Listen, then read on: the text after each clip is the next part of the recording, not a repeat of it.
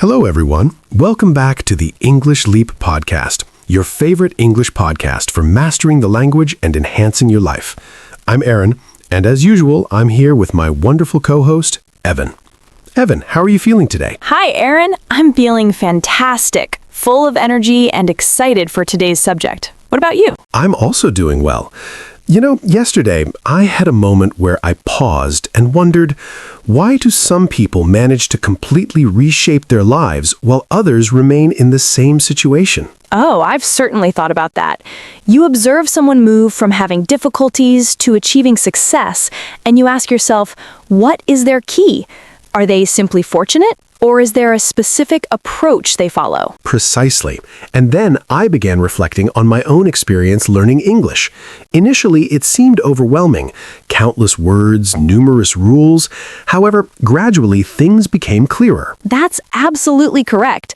When I first began, I often believed if I only had a larger vocabulary, I would be fluent. But it involved more than just words. It required developing routines, altering my perspective, and truly applying what I learned. And that's when I realized life operates similarly. Significant shifts don't occur suddenly. They aren't the result of a single massive choice. They stem from the minor adjustments we implement daily. And that is precisely our focus today, methods to transform your life. And before we begin, we have a special offer for you. We've prepared a complimentary PDF filled with useful activities to assist you in taking genuine actions to change your life. It contains main points from today's conversation, understanding questions to check your grasp, and grammar activities to strengthen your English abilities. And there's more. We're also presenting some intermediate words and expressions in this episode. Correct. And we will examine them more closely later in Charlotte's vocabulary segment, where Charlotte will analyze those terms, clarify their meanings, and demonstrate their use in everyday conversation. So please stay with us. By the conclusion of this episode, you will not only have actionable strategies to change your life, but also fresh English terms to help you communicate your thoughts more effectively. You know, Aaron, considering our earlier discussion, how life evolves bit by bit, it makes me curious about why so many individuals find it challenging to initiate those changes initially. Excellent question. Change appears exciting, correct? A new chapter, a different beginning. However, the reality is most people never truly implement those changes. Why? Because change is difficult. Let's discuss the typical reasons people feel trapped. Yes. Firstly, there's apprehension about not succeeding. Many individuals question, what if I attempt and fail? But consider, what if you attempt and achieve? Every accomplished person has experienced setbacks. The distinction is they persisted. Exactly. The second reason is absence of a clear path. Some know they desire an improved life, but aren't sure how to begin. They believe they need a perfect strategy before acting. And then there's pessimistic internal dialogue, expressing thoughts such as, I will never excel at this, or I'm simply not skilled with languages. These ideas halt progress before it even starts. Lastly, one of the most common pitfalls, anticipating inspiration. People declare, I will begin when I feel ready. But here's an important insight. Inspiration follows action. It does not precede it. That recalls a time when I faced a personal obstacle. I kept anticipating the ideal moment to commence, but that moment never arrived until I simply took the initial action. And once I did, things began to align. That's an excellent observation, and I recall similar feelings when learning English. At the start, I thought, I'm not good at this, but then I understood the only way to improve was to genuinely start practicing. Absolutely. And that leads us to our central message. Identifying what is hindering your progress is the initial move towards transforming your life. Once you acknowledge these obstacles, you can begin to overcome them. So, Evan, now that we comprehend what hinders people, the next major question is, how do we genuinely start implementing those changes? This is where minor, everyday improvements become important. Individuals frequently think they need a sudden, major shift, but authentic change occurs slowly. Are you familiar with the 1% principle? Yes, if you enhance by just 1% each day, you will be 37 times more proficient in a year. This is because minor efforts accumulate over time, similar to interest in a savings account. Exactly. And this connects to the influence of routines. James Clear discusses this in Atomic Habits, how routines form our self-image. Small modifications might not appear significant initially, but they gradually reshape who you are. Correct, such as reading for only 10 minutes daily, practicing English for 5 minutes each day, or even swapping negative ideas with encouraging statements. And I appreciate real-world instances. I am acquainted with someone who achieved fluency in English simply by listening to podcasts every day. They didn't commence with a rigorous study schedule, just study small actions. That is very motivating. The lesson here is that small, regular efforts produce major outcomes over time. So if you're listening and questioning where to start, simply select one small routine today. Exactly. And you know, Aaron, although taking action is crucial, there is something even more basic. Our attitude, because honestly, our perspective on change is vital. Definitely.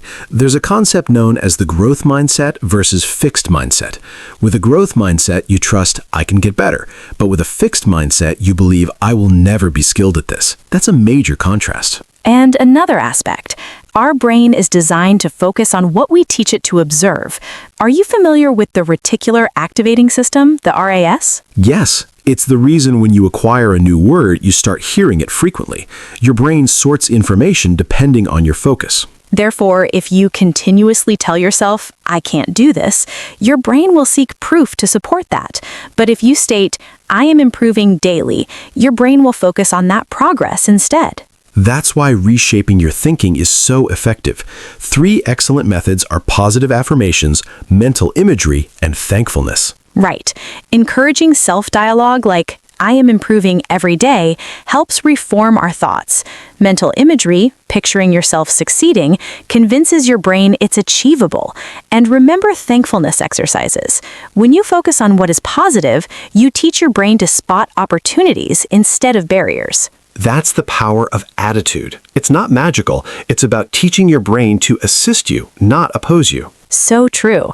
Now that we've discussed the power of attitude, there is another factor that hinders people, waiting for the correct time to start. Yes, many individuals think they must be completely ready before they act, but the truth is, you'll never feel completely ready. Exactly. Progress comes before self-confidence. When I was learning English, I delayed speaking because I felt unready. I kept worrying, what if I err? But the longer I waited, the more difficult it became. That's very familiar.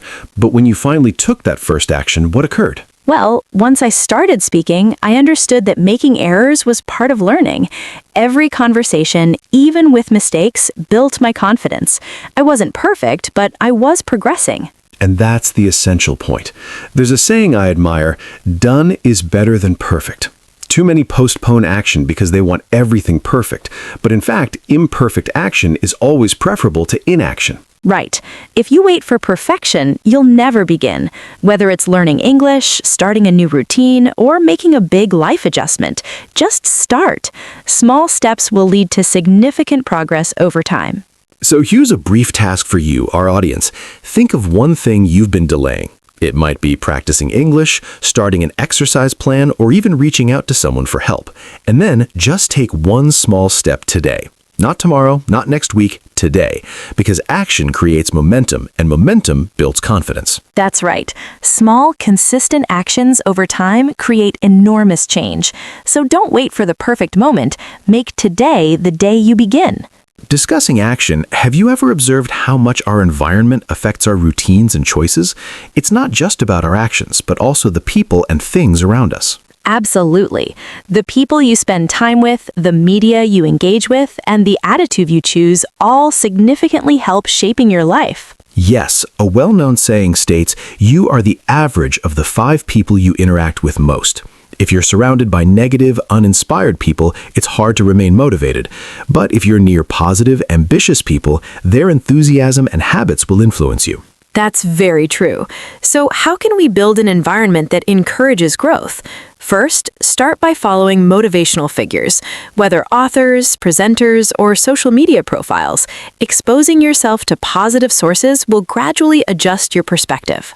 Definitely, and becoming part of online learning communities is another great way to stay motivated. Many communities exist for English learners, reading circles, and self-improvement. When you join a community that values growth, you naturally begin to improve as well. And just as vital as adding positive influences is reducing contact with negativity. This could mean reducing time with people who frequently criticize, or even limiting negative news and social media that drain your energy. That reminds me of when I was learning English. I felt stuck until I joined an English learning community. Suddenly, I had people to practice with, share challenges, and celebrate achievements. That changed everything. That's a wonderful example. The right environment creates momentum, making it easier to grow and stay on track. So here's something to think about. Who are the 5 people you interact with most? Are they helping you grow or are they limiting you? If they're not encouraging your improvement, it might be time for some changes. Surround yourself with people and influences that motivate and support you. And discussing motivation, sometimes learning new words and phrases can help us express our goals and attitude more clearly. That's why we have Charlotte here to explain some key vocabulary from today's conversation. Absolutely. Over to you, Charlotte. Hello, English learners. It's time for Charlotte's vocabulary explanation. In today's episode, Aaron and Evan presented excellent ideas about change, attitude, and environment. Let's examine some key terms and their use in real conversations. Thank you, Charlotte. Those were very helpful words and phrases. So, Evan, if we had to give our listeners one main lesson from today, what would it be? I would say this. You possess greater influence over your life than you think.